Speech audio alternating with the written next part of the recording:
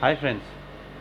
क्योंकि ये independence day week चल रहा है तो मैंने जो पिछला वीडियो बनाया था वो पार्टीशन के एक इम्पॉर्टेंट ट्रुथ के ऊपर था। बट क्योंकि इस वीक एक बहुत इम्पॉर्टेंट कल्चरल रेनेसांस का भी इवेंट हुआ है, सो आई थॉट जरा एक कल्चरल जो हमारी रीडेफिनेशन हो रही है उस पर भी बात कर ली जाए। तो अभी भी मेरे कुछ फ्रेंड्स दोबारा ये पूछते हैं कि यार ऐसा क्या हमारे कल्चर, हिस्ट्री, लिटरेचर के साथ खिलवाड़ कर दिया इम्पीरियलिस्ट ने, and why do we need to relook at it. तो मैं उनको प्रॉमिस करता हूँ कि ये नेक्स्ट फ्यू मिनट्स आप ओपन माइंड से ज़रा सुन लीजिए तो आपके 100% डाउट्स, अगर किसी के माइंड में ज़रा भी किसी कोने में डाउट्स बचते हैं तो वो क्लैरिफाई हो जाएंगे। I assure you that. Now Max Muller ने एक फेमस कोटेशन बोली थी, मैं उसको कोट कर रहा हूँ। I presume most people know Max Muller, जिसने काफ़ी सारे वेद, उपनिषद सब कुछ को ट्रांसलेट किया था। ओके, तो Max Muller said this: India has been conquered once but it needs to be conquered again, this time through education. अच्छा, जो इंडिया की एजुकेशन पॉलिसी थी वो जिसने लिखी थी, मकौले, उसके बारे में एक वीडियो मैं बना चुका हूँ जिसका लिंक डिस्क्रिप्शन में है। So if you have doubt on what both of them thought, I hope that is clarified. Now, the point is कि जो इन लोगों ने ढांचा सोचा हुआ था वो अब ढांचा टूटा है बिकॉज ऑफ एक त्रिकोणी फैक्ट्स के हमले से। तो wait for the end of my video and वो तीनों फैक्ट्स मैं आपको बताऊंगा। बट फर्स्ट एंड फॉरमोस्ट जो डेट मैंने बोली है 4004 BC, उसकी सिग्निफिकेंस बताता हूँ हमारे लिए क्यों। अब पॉइंट क्या है, जैसे जो क्रिश्चियनिटी है उसके अंदर God created the universe in 7 days। हमारे यहाँ तो ये कहा गया भाई बिलियंस ऑफ ईयर से में बने हैं भगवान ने, और ब्रह्मा जी की एक दिन होती है, रात होती है, यूनिवर्स बनता है, फिर दोबारा क्रिएट होता है, ख़त्म हो जाता है, चलता रहता है, राइट। लेकिन यहाँ पर कहा गया कि 7 दिन में भगवान ने बना दी। तो सवाल उठता है कि कब। अब इनकी पूरी सिविलाइजेशन जो थी वो ग्रीक, रोमन, कुछ 2500 साल पुरानी, 3000 साल पुरानी थी। तो ये कई बार डिबेट्स हुई, कई नाम बोले गए। तो बात ये हुई कि जब England as you know created its own Protestant church, England अलग हो गया रोमन कैथलिक से, और वो अब जब वर्ल्ड को कॉन्कर कर रहा था तो उसको अपनी खुद की बाइबल बनाने की बारी आई।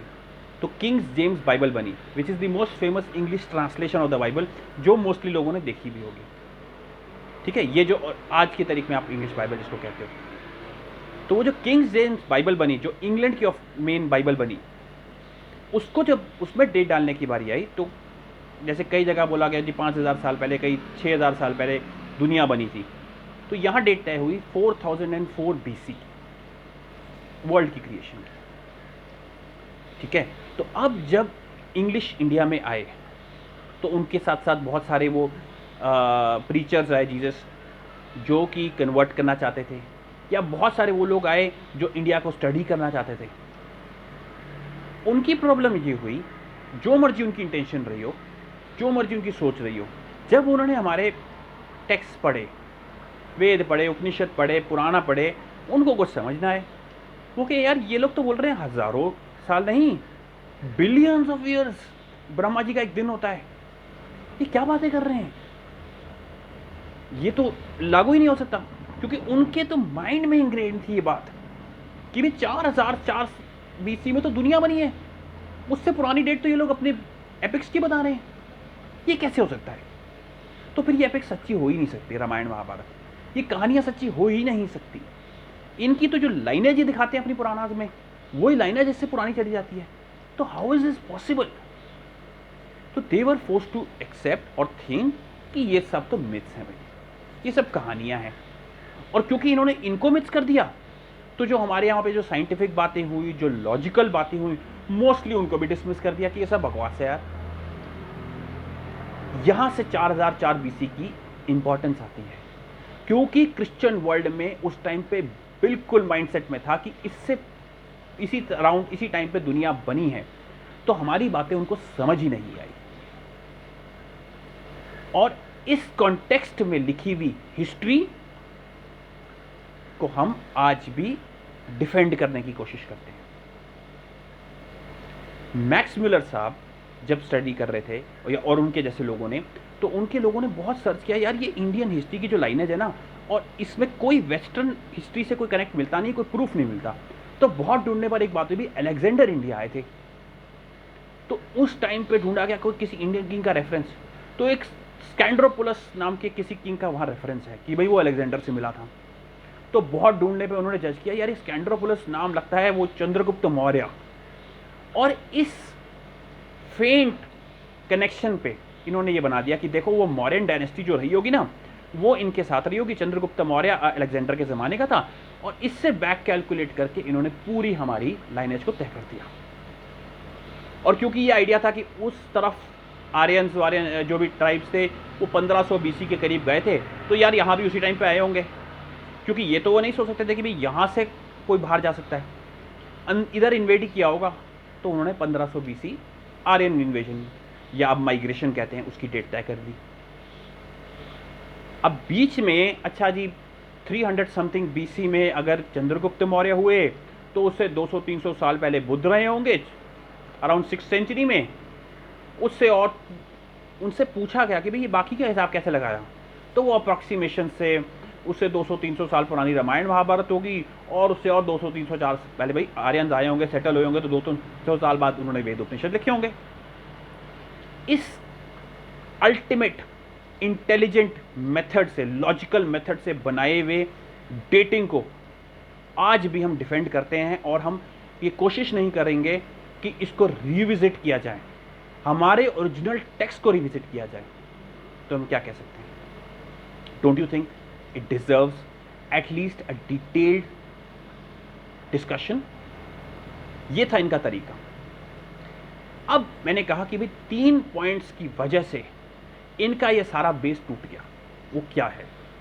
पहला तो ये कि 20th सेंचुरी में जो बड़े बड़े फिजिसिस्ट आए, उन्होंने ये साफ बता दिया कि भैया द ओनली रिलीजन जिसने सही प्रिडिक्ट किया था ब्रॉडली कि ये धरती बिलियंस ऑफ ईयर्स पुरानी है और यूनिवर्स कहीं गुना और ज़्यादा पुराना है, वो हिंदुइज्म था। वो कहीं मेंशन है तो वो इनके टेक्स्ट के अंदर है, तो वो ढांचा तो टूट गया।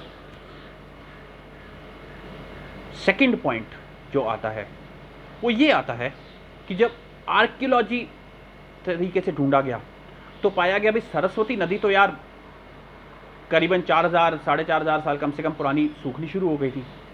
तो इंग्लिश में एक सेइंग होती है, मूविंग टू ग्रीनर पैस्चर्स। तो मुझे पता हो कि अगर नदी सूख गई थी तो why were the Aryans migrating here? Have you ever heard of people migrating to a dry land? तो ये सेकंड पॉइंट गड़बड़ हो जाता है। फाइनली इनके यहां पर जो लोग वो सोच रखते थे, इंटेलेक्चुअल्स, उन्होंने इनकी खुद की मिथ को भी बना दिया था कि सब बकवास है। तो जो इनकी ओडिसी, इलियड, जो इनकी एपिक्स हैं, ग्रीक एपिक्स, क्योंकि इनका इंग्लैंड, फ्रांस, आपको तो पता ही, ये तो 1000-1200 साल पुराने कल्चर्स हैं, तो इनकी कल्चरल लाइनेज तो ये ग्रीक से ढूंढते हैं। तो इन्होंने ग्रीक की एपिक्स को भी कहता था ये भी सब कहानियां हैं। फिर प्रॉब्लम ये होती है कि जब आर्कियोलॉजिकली ढूंढा गया तो ट्रॉय मिल गया। आपको याद होगा ट्रॉय की कहानी, जिसके बेसिस पे ये ओडिसी और इलियड है। एक कहानी बड़ी फेमस है कि वो फोर्ट के अंदर एक लकड़ी का घोड़ा छोड़ दिया जाता है जिसमें से सैनिक निकलते हैं। हाँ, वही ट्रॉय, जिस पर अभी पिक्चर भी बनी है। तो वो ट्रॉय की सिटी एक्सकेवेट हो गई, जिससे इनको ये क्वेश्चन करना पड़ा, जो कि जो कई 100 सालों से हम अपने भी एपिक्स को कह रहे थे कि ये भी सिर्फ कहानियां हैं, वो सच नहीं था। तो they are forced to admit कि अगर हमारी एपिक्स सच्ची हो सकती हैं कुछ हद तक, कुछ एग्जैगरेशन होता है एपिक्स में, तो यार फिर हिंदुओं की भी सच हो सकती है। तो इससे ये जो स्टेटमेंट थी कि यार जो एपिक्स है ना वो सब सच्ची नहीं है, सब एग्जैगरेशंस हैं, इनफैक्ट मन गढ़ंत कहानियां हैं, वो भी ढल गया। और जब वो भी ढल गया तो वो बेसिस ही खत्म हो गए, जिस बेसिस पे इन्होंने कहा था कि हिंदू स्क्रिप्चर्स और हिंदू एपिक्स सब में कोई सेंस नहीं है। तो now at least we all should sit back, listen, understand, read our original knowledge and revisit our ancient history so that we can feel proud of our nation. Thank you.